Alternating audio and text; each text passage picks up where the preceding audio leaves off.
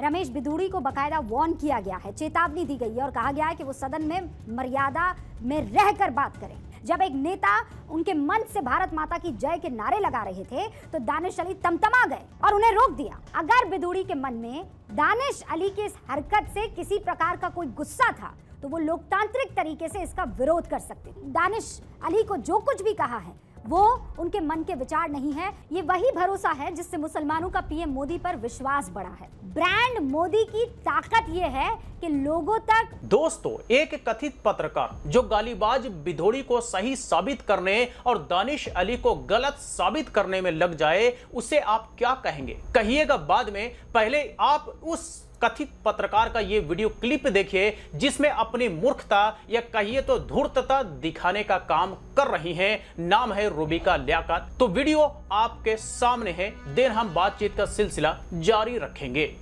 ऐसी बातें कही हैं जो एक सांसद के मुख से, सांसद छोड़ दीजिए, देश के किसी भी शख्स के मुख से शोभा नहीं दी। लोकसभा स्पीकर ने इन आपत्तिजनक शब्दों का संज्ञान लेते हुए इन्हें सदन की कार्रवाई से निकाल दिया, एक्सपंज कर दिया है और इसीलिए हम आपको वो बातें नहीं सुना सकते हैं।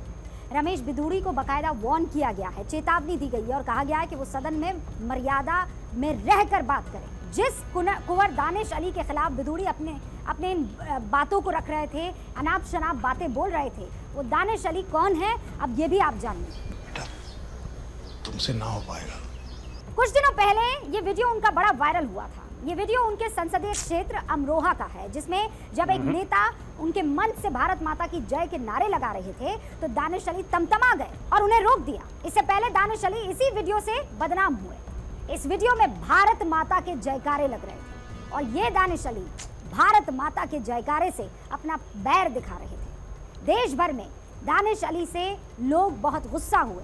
इस वीडियो को देखकर मन में बड़े ऐसे विचार आए जिसमें लग रहा था कि दानिश अली जो कि एक सांसद है, जिन्होंने लोकतांत्रिक मूल्यों की कसम खाकर वहां कुर्सी पर अपने आप को बिठाया है, वो भारत माता की जयकारे से कैसे परेशान हो सकते हैं और कैसे वो रोक सकते हैं।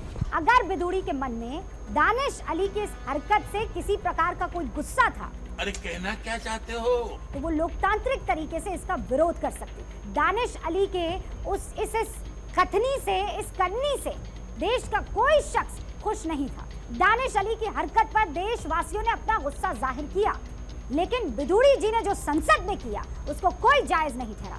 आप कोर्ट जा सकते थे बिधूड़ी जी, कानून का सहारा ले सकते थे अगर आपको ये सब पसंद नहीं आया और इस बात को, इस एपिसोड को लेकर आपके मन में कोई गुस्सा था, लेकिन आपने ऐसा नहीं किया। बिधूड़ी जब आज लोकतंत्र के मंदिर में एक सांसद के मुसलमान होने की वजह से उनके खिलाफ इस तरीके की बातें कह रहे थे और जहर उगल रहे थे, तब उन्होंने अपने नेता पीएम की नसीहतों का ध्यान नहीं रखा। ऐसे ही नेता हैं जो मोदी सरकार के कामकाज और उनकी नीतियों के लिए अड़चन पैदा करते हैं। रमेश बिधूड़ी टाइप के जो नेता हैं वो प्रधानमंत्री नरेंद्र मोदी की नीतियों के असल विलन हैं। ऐसे ही नेता पीएम मोदी के उस मिशन और उस विजन के खिलाफ जाते हैं जिसमें पीएम मोदी बहुत शिद्दत से इस देश में रहने वाले हर नागरिक के लिए काम कर रहे हैं। वो क्या कहते हैं? हम सबका साथ, सबका विकास और सबके विश्वास में यकीन रखते हैं। मस्त जोक मारा। ये वही भरोसा है जिससे मुसलमानों का पीएम मोदी पर विश्वास बढ़ा है। हम एक कार्यक्रम कर रहे हैं, हम अलग अलग इलाकों में जाते हैं और इस कार्यक्रम में तमाम मुसलमानों को बुलाते हैं और उनसे पूछते हैं मोदी के बारे में क्या उनकी राय है। इस कार्यक्रम का नाम है मोदी, मुल्क और मुसलमान। तो ये सबका साथ, सबका विकास हो रहा है? वो वहाँ से तो हो रहा है, यहाँ पर नहीं हो रहा। लेकिन उनके जो कारनामे हैं, जो उनकी टीम है, उनके लिए हम अच्छा नहीं समझते। उन पर कंट्रोल नहीं किया, इसलिए उनसे वो ये कहते हैं कि नीतियाँ बड़ी अच्छी है।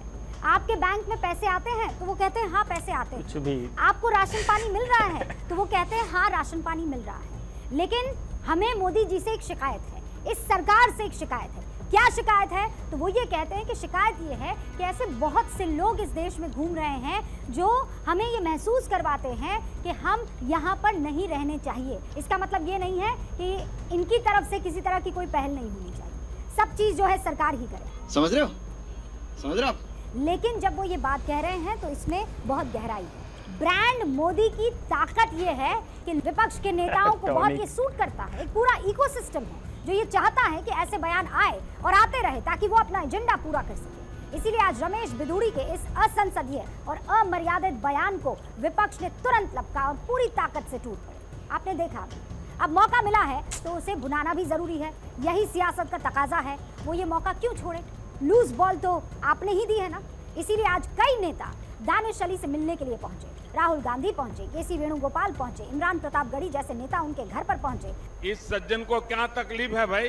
जो कभी आप जानते हैं गैंगस्टर्स के उन तमाम शायराना अंदाज में बयान दिए जाते थे जब प्रोग्राम होते थे। सदन में एक सांसद के खिलाफ ये बात कहने वाले रमेश बिधूड़ी कोई कम अनुभवी या पढ़ाई में कमजोर नेता तो है नहीं, अच्छे खासे पढ़े लिखे। और दानिश अली को जो कुछ भी कहा है वो उनके मन के विचार नहीं है, क्योंकि वहां पर वो अपनी पर्सनल कैपेसिटी में नहीं खड़े थे। तो दोस्तों, बिधूड़ी जी, हाँ जी, बताइए, दानिश अली के पुरानी वीडियो को उठा करके उस वीडियो को जिम्मेदार ठहराने का काम, कहिए तो पूरा का पूरा दानिश अली के ऊपर ये ठिकरा फोड़ने का काम ये टॉनिक वाली आंटी कर रही हैं और बिधूड़ी को दबे शब्दों में, दबे लफ्जों में बचाने की कोशिश कर रही हैं। सवाल तो बड़ा सीधा था कि गिरफ्तारी बिधूड़ी की कब होगी। सवाल बड़ा सीधा था कि बिधूड़ी को सस्पेंड कब किया जाएगा। सवाल बड़ा सीधा था कि बिधूड़ी को पार्टी से कब निकाला जाएगा। लेकिन सवाल पूछने के बजाय जिसे गाली पड़ा उसी दानिश अली को यह टॉनिक वाली आंटी गलत साबित करने में जुट गई। इतना ही नहीं बल्कि अपने इस प्रोपेगेंडा वाला शो में टॉनिक वाली आंटी ने मुसलमानों का भी जिक्र किया है।